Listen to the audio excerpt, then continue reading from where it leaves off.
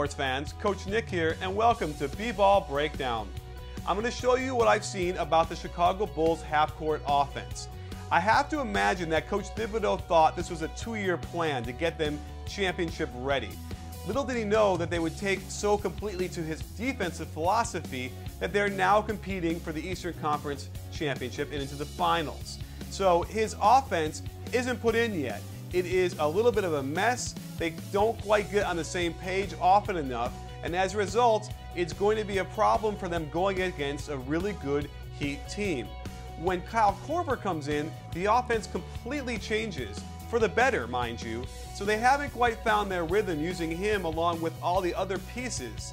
So there is a lot of promise, but it could very well be a 2-year plan. The Bulls like to have Derrick Rose go away from the ball, get a screen, and then come back around. The spacing is not good. Rose and Boozer are too close together, but they do get a back screen and a layup. One of the best plays the Bulls run is when they screen the screener for the ball. There Noah screens Dang. Dang's man is nowhere near to hedge. Rose can get into the lane, suck the defense in, and get a Boozer a wide open shot. Rose loves to go to his left, and they'll screen and roll right out of the beginning of the offense, and they'll spot up 2 shooters on the left corner and left wing. When Noah dives to the basket, Boozer will slide in behind for an open shot. Here they get the shot they want, just brick it. In a rare example of clever offense, they send Derrick Rose around and get double screen for him on the left side. It's only a prelude to get Carlos Boozer on the right side down low with good position so he can face up and score on his man. When Rose runs this play and acts a little bit careless with the ball, throwing a 30-foot cross-court pass, it could get stolen pretty easily, and the other team will get a layup or a dunk out of it. The Bulls also can run a high post set where Derrick Rose rubs off of Boozer and they swing it back around. When they double team off the screen and roll, Boozer is supposed to come to the middle, but instead goes down, leaving Rose to throw a ball to Noah that gets tipped. When run right, the ball goes to the middle, and then they could do a high-low to Noah for a dunk. Great offense here. The Bulls are not always on the same page offensively, and it seems like it takes a while to get into their sets. Here's a double high post like the Heat run, but when they get the ball to Boozer on the right corner of the foul line, there is no movement, and Noah is left to hang dry without anybody cutting off the ball for him. Here's something interesting. Rose brings it over, and the 2 guys on the left side come over to the right, one screens, and the other guys go to the left side. They play catch between Brewer and Rose just steps in for the 3. One of the more common plays is Boozer screening for Rose, Rose going to his left, and Boozer loves to pop and hit the jump shot. When he's on, it works pretty well, but when he's not, it's a dead-end play. Here are 2 examples of it where it works very nicely. However, they run it so often that when teams are ready for it, they can knock that pass away from Boozer and get a steal, which is normally a layup or a dunk. To give you an idea of how much pressure that the Bulls put on Derrick Rose to perform, when they screen and roll, the whole Atlanta Hawks team collapses on him, requiring him to make a really good read, but it does set up the rest of his teammates to get good shots. It can wear Derrick Rose down though. And there are other times when he'll isolate on the top and nobody will screen for him and they'll let him go to work. And I want you to see how hard this shot is. It's not an easy shot to make, and that's why his percentage is low.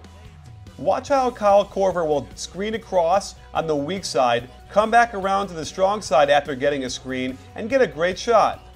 They also like to run what is called a single double for Kyle Corver. When he goes down to the baseline, you'll see that there'll be a screen on the right side and then a double screen on the left. He can choose which side to go up. He goes back on the right side, and they can't get the ball to him, but it gets a foul. Another example of the single double, and this time Corver comes up the left side of the court and hits the jumper.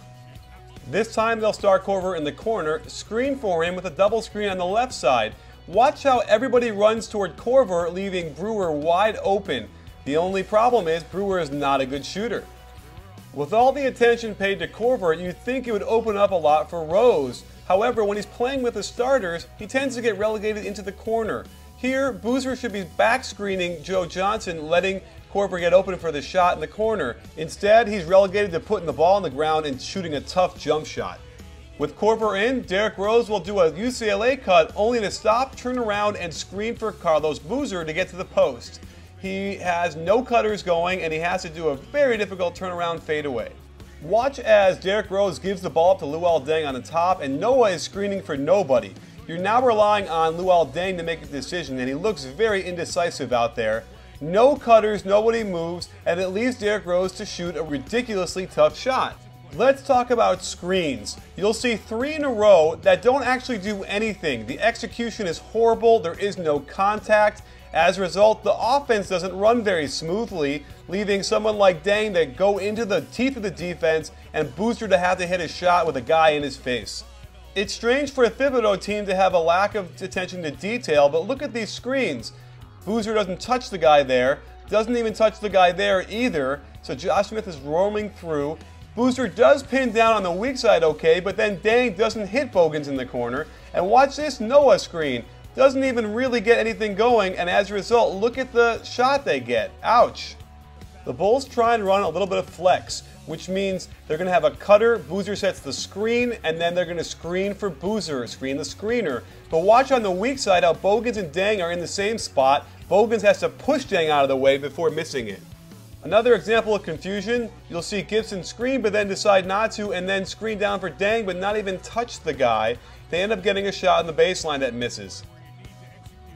They finally go into a high post series here where Rose is on the wing and will get a screen. But watch how ineffective the screen on the ball is. Doesn't touch the guy. On the weak side, there's barely a screen there. They finally get a screen and roll and they slide Gibson in, and that gets the jump shot open that he makes.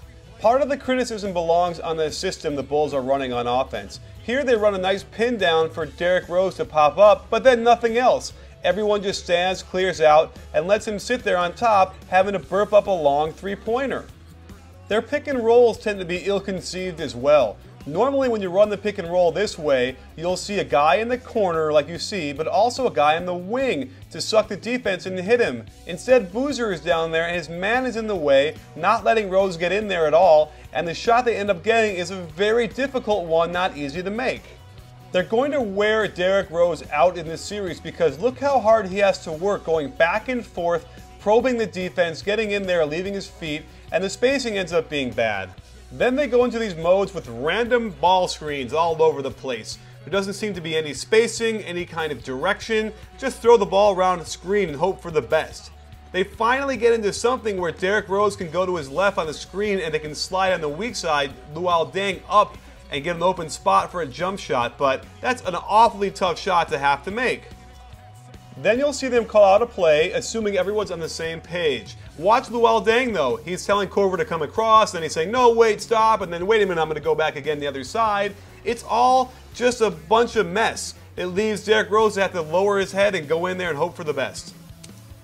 The key is going to be on defense, getting blocked shots and then running out and getting easy shots. This is the only way the Bulls are going to be able to stay into it, especially with opportunistic defensive steals in the backcourt and then attacking the rim.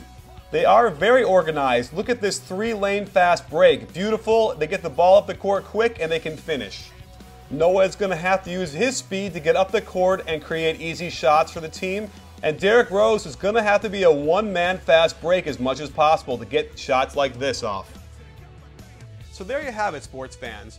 The Bulls are going to have to rely on their defense, getting turnovers and block shots and running out and getting as many easy shots as possible. If they don't lead in fast break points, I don't give them much hope against the Heat. Also, they're going to have to utilize Derrick Rose as much as they can because there isn't anybody on the Heat that can contain him. So the offense as it is right now is built for Derrick Rose to do that, and it's going to be all on him to do that and make sure he gets into the lane and penetrates.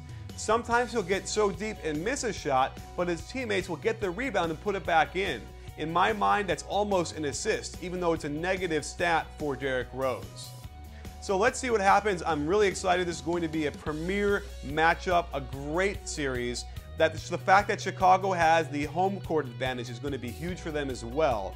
So we'll see what happens. I can't wait to break down the rest of the game, so stay tuned. And don't forget, at B-Ball Breakdown, it's not a channel, it's a conversation.